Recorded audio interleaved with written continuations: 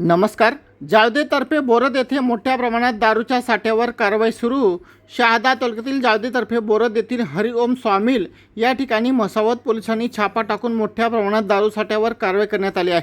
यात मोठ्या प्रमाणावर बनावट दारू आढळून आल्याची माहिती मिळत आहे.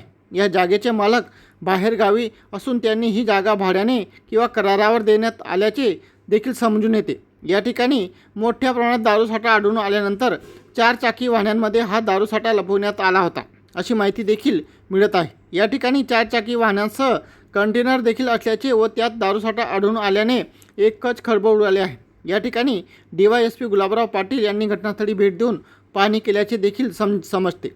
या कारवाई दरम्यान मोठ्या प्रमाणात दारूसाठा आढळून आल्यानंतर मसावत पोलीस ठाण्याचे रमेश वावरे हे पुढील कारवाई करीत आहेत. घटनास्थळी मोठ्या प्रमाणात पोलिसांच्या फौजफाटा तैनात करण्यात आला असून हा बनावट दारूसाठा कोणी ठेवला होता व येथून कोण घेऊन जात होते याचा तपास मसावत पोलीस करीत आहेत.